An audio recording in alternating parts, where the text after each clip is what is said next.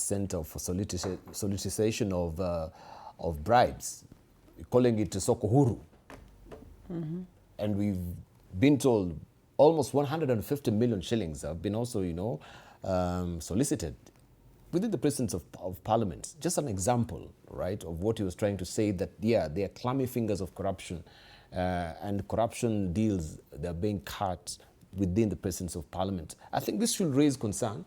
What we're just seeing is just symptomatic of what, there's a festering wound, really, underneath, and we need to probe and try to treat this corruption issue. Well, but you see, Dibal, then it goes to all of us, and I'm sorry to say that even to the president, because you see, one of the biggest crises in the country is that corruption. Forget about even what you will get, even whether you want to say there's extortionists, I don't know, in the Senate, I don't know, 150, then you need to prove these 150 million. Because is it the chairmans of the committee? Who? Yeah, that's where we need to begin. We need to know these faces. These 4 senators that we don't know their names up to now since they were mentioned. Well, the COG then will have to say it. So that why I was saying you need to call in is so that the Senate should sit down, not to start saying some talks that have no whatever. You have to deal with the matter. First of all, to clear your names and say, you guys, you need to name now who are these 4 senators who decided that you can rogue our house.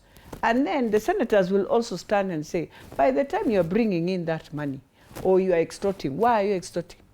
Does it mean that you have really stolen your money, that your accounts are not even, you know very well, you have already issues of mismanagement in the same monies that you've been given by the same Senate? It has to be very open.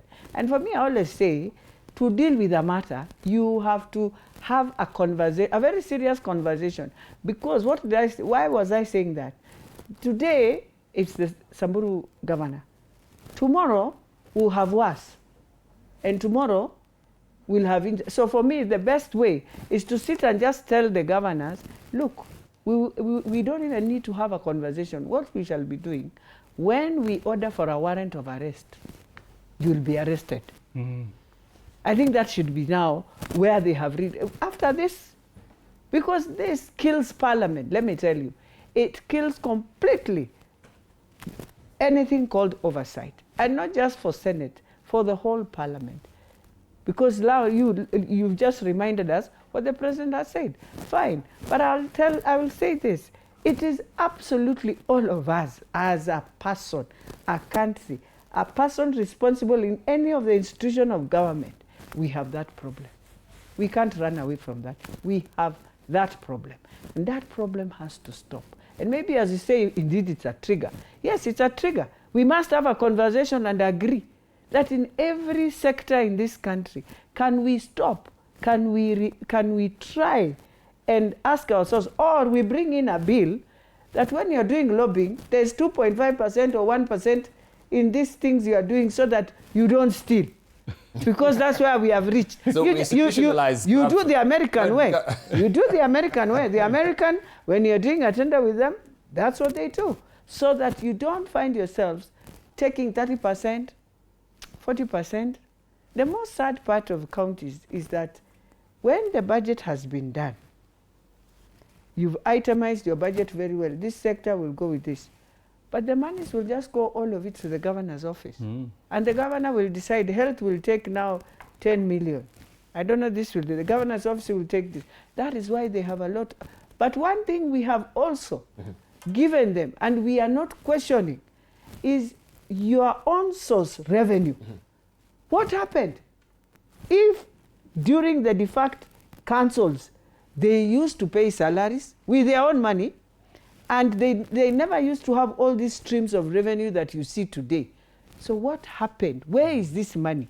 This local revenue that used to be collected in some of the very, very rich counties that you see today. As municipalities then? Yes. What happened? What happened? But you find a county seated and waiting for the Senate that we have not received the national revenue. Why is this one of yours? Why are you not saving it even one day to pay salaries with it? Why is it that you have pending bills? Why? And it is very sickening, I'm telling you, Dibal. First of all, I'm not shy to say, when I look at Turkana, I feel tears coming out. When I look at Mandela, I feel, because this is where the highest revenue Senate gives.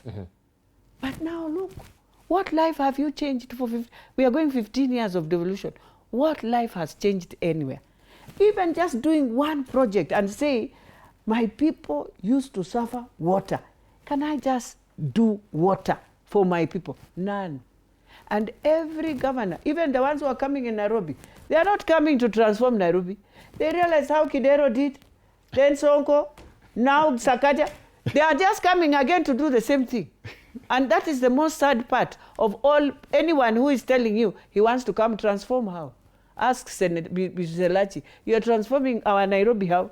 You've not even shown us, even when you are a member of parliament somewhere, you have not done nothing, but you are about to tell us you want to take over Nairobi and transform. How? This Nairobi. Good question, right? That will take us to a break, then we'll